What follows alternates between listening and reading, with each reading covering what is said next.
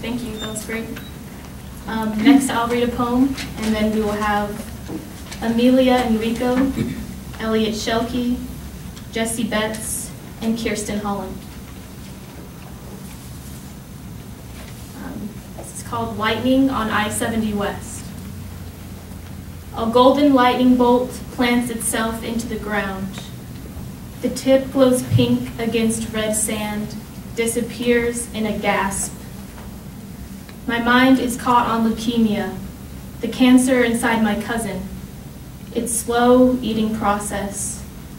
I picture his pale, smooth head at lunch, the Mexican place off I-15 South. He couldn't eat his rice. His son bounced on his knee, smiled with his same clear blue eyes. I wonder what it means to taste death at 26. Leave your first house, wife, and son behind. His youthful strength, when he bounced soccer balls off his head and could run. I wind through switchbacks beneath patches of rain clouds and cry for a loss that hasn't yet happened.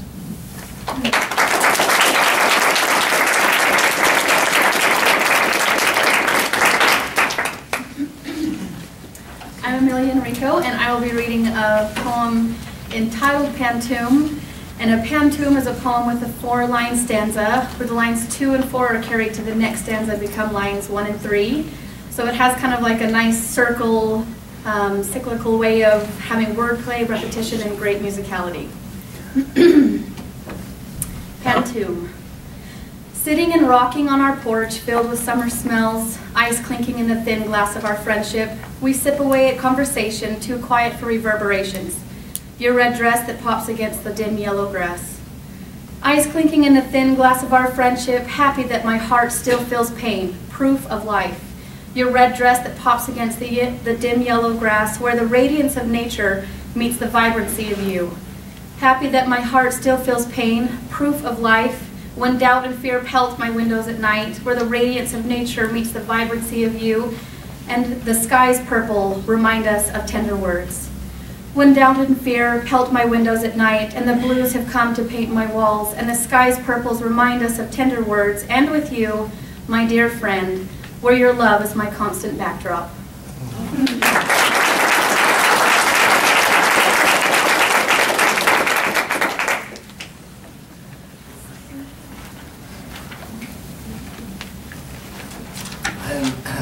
I'm Elliot Shelkey. I'm reading a poem called Hello Again, St. Theobald, and just so you know, St. Theobald is the Catholic patron saint of janitors, and I work at the USU Merrill Kazir Library, so as a janitor. So hello again, St. Theobald. I wipe fingerprint traces of what ought to be 2 crystal clear sets of glass double doors, the entrance to the halls of knowledge, more commonly known as the library. Everyone smudges their hands here, the glass the only place they wipe off their grime, but I wish they'd do it in the bathrooms. His voice sounds in my mind like thunder, 1,000 paper tower rolls hitting tile flooring from 4 stories up. You called, St. Theobald speaking, sacrosanct saint of your kind, janitor, and here to give you aid.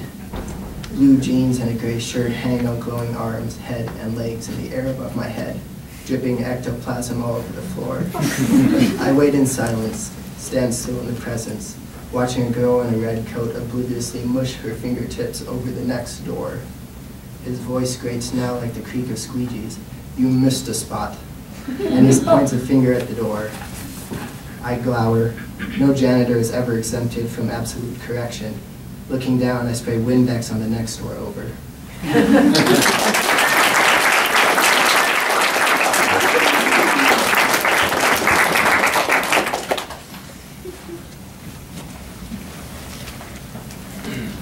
Hi, I'm Jessie Betts, and I'll be reading The Laughing Buddha. She sets me on a shelf, passes me each day, rubs the pad of her thumb across my belly for luck. She calls me Laughing Buddha, says, laugh for me. I am not Buddha, one who is awake, not him who found enlightenment, not him who meditated for 49 days and nights. I am not laughing, though I hold this jolly shape, though my mouth is raised like a bow around my cherry nose. She wears a false face too. I can see it in her eyes, sparkling with the glare of unfallen tears and in the too tight corners of her deliberate grin. I hear it when she groans under him. He thinks she moans in ecstasy.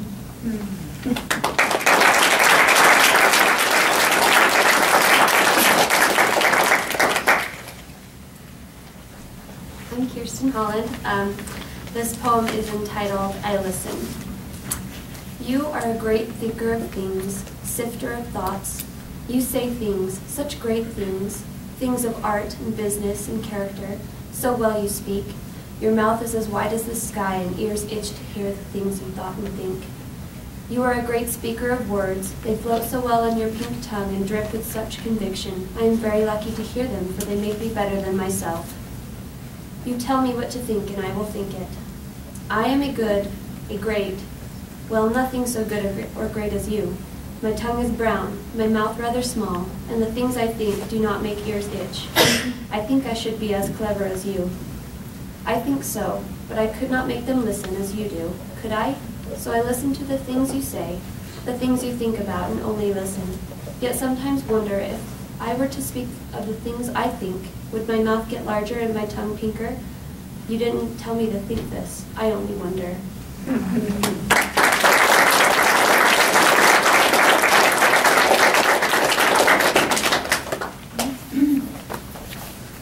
Okay, our last readers will be Angel Paletta, Esther Morales, Carly Crosby, Kelsey Devaney, and Ashley Kelly.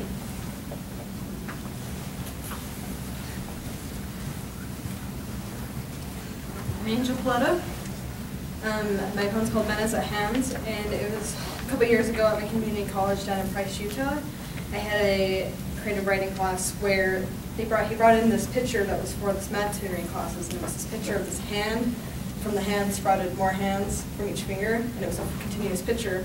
And it's a really creepy picture, and it reminded me of my, what I call trypophobia, which is a fear of holes, but it's more than just holes, it's like a fear of repeating patterns, and from that I made this poem.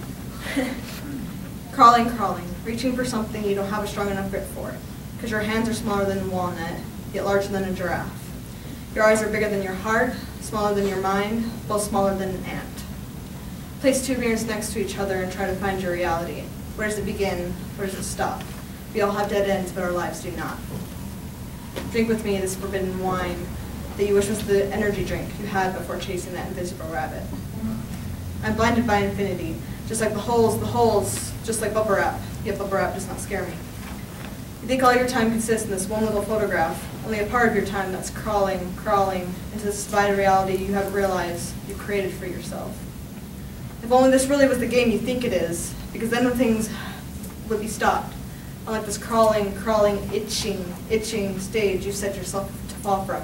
Positive you won't. Yet you're reaching for that false forever you don't know can exist. I'm pessimistic, you're the projection of optimism's antonym. You are the Alice in this divided reality, and I'm nothing but the dormouse in your world.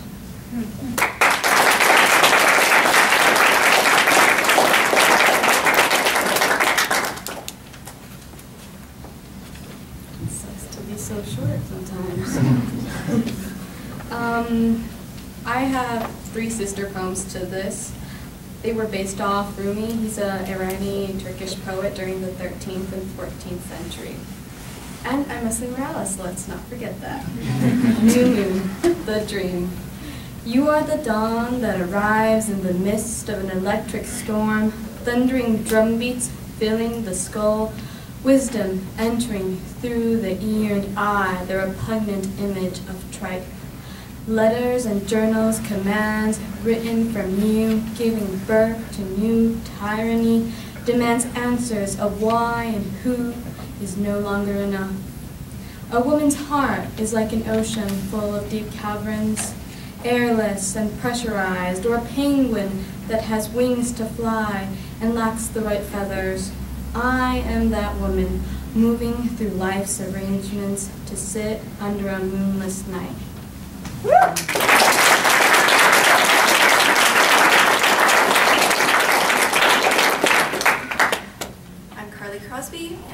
is my favorite curve. I discovered it one night by myself.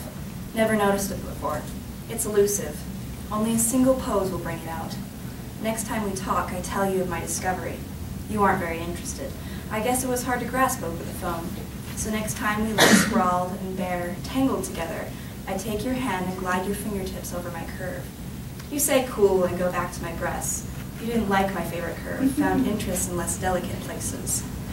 I'm not a huge fan of my pale parts. Too wide here, too misshapen there. I'm a huge fan of my favorite curve. Only found as I lie back with legs crossed, like a child sitting Indian style who got pushed over. I guess I'll learn to like the parts you like. The twins I've always found unwieldy, the chubby girl belly that never went away, making bikinis evil, sassy hips that never stay in place, and the trunk that won't stay latched down in cute jeans. Sure, I'm gradually learning to like your favorites, but I'll always love my special curve.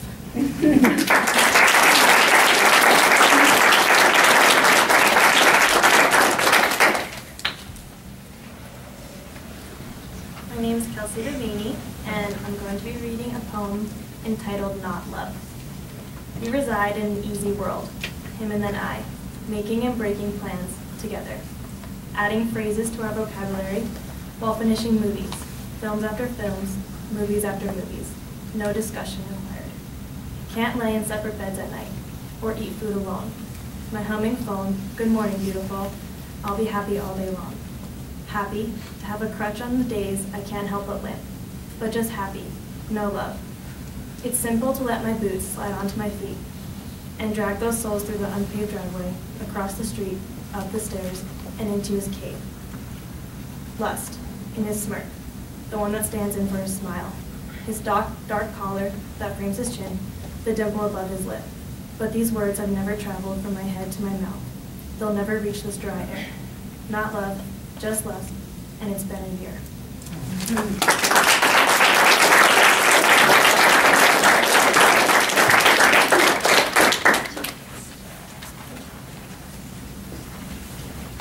Hello, my name is Ashley. My poem is titled Dating Nikola Tesla.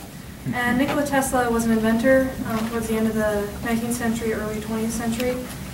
He's most famous for his work with electricity, mostly alternating currents, and his pioneer work with radio waves and x-rays. Dating Nikola Tesla. Your fingers coil mine, send electric shocks to my thoughts, which erratically alternate between the pat of your thumb against my wrist to the increasing frequency of your words as you, with your wire-rimmed glasses, explain your reasons for wanting to be Nikola Tesla, whom you consider the pinnacle of wizardry. His alternating currents, Tesla coils, arc light systems, only the beginning. I try to listen, but I'm diverted by your fingers sliding against my arm. You smile and tease, claim that science is the sun that enlightens poetic endeavors. Compulsion to shock, only one of Tesla's quirks you've adopted as your own. But there's always that grin. I wonder if Tesla was such a smartass.